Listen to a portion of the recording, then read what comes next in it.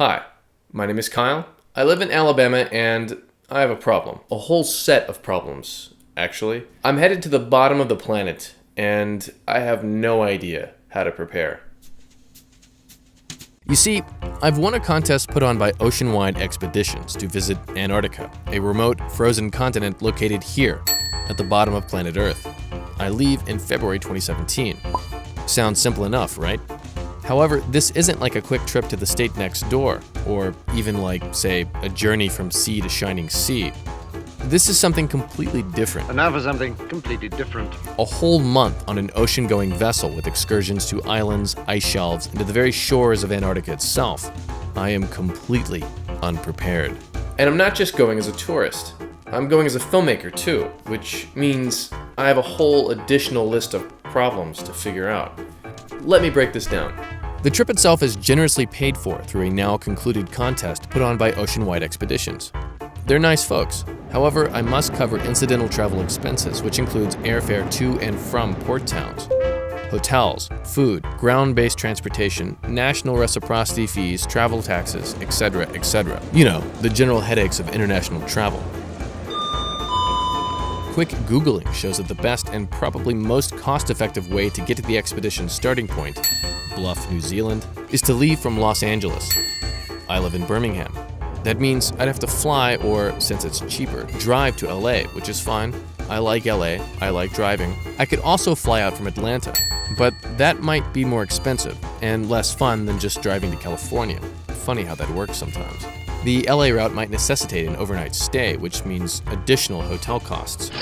A flight from LA would head to New Zealand by way of Fiji. Since I've never been through an airport like Fiji's, I don't quite know what to expect. Leaving early would be the most prudent approach, which means that if everything goes according to plan, I'd arrive in the land of the hobbits a day or two early, which may require some hotel time. If the plan goes awry, then I suppose I'm prepared to live in Fiji, if that's what it takes.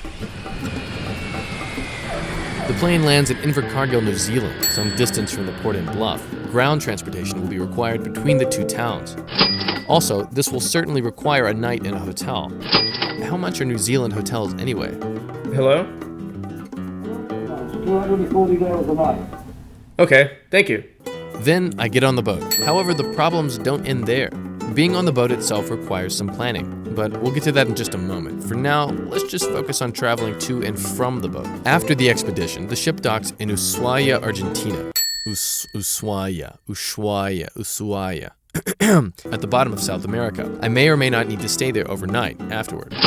Plane trips back to the United States invariably travel to the capital of Argentina, Buenos Aires. And then onward to the American poster child of suburban sprawl, Atlanta, Georgia.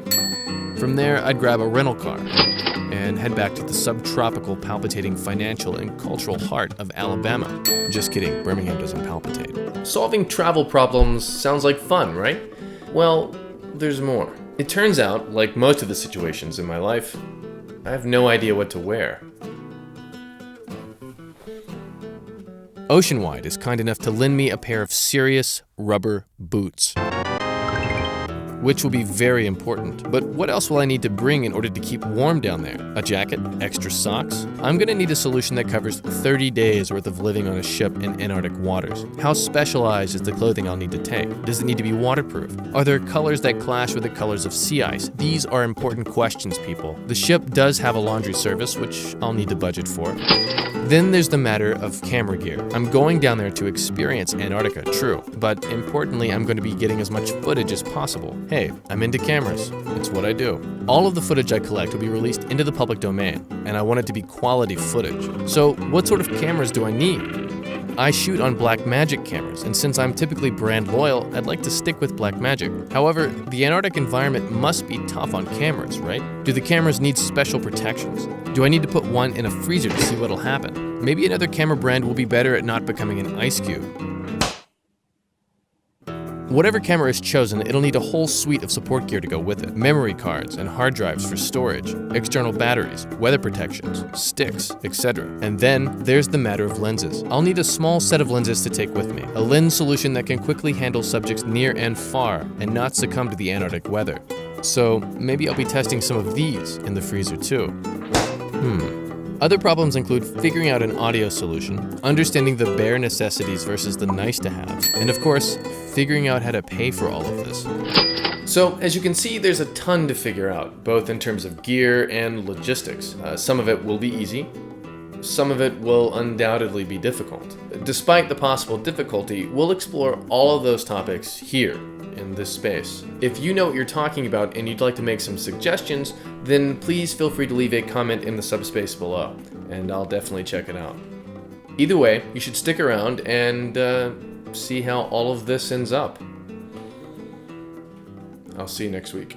Ay, qué dolorcito, cariño mío, tú me dejaste bien tiradito por el camino tomando vino.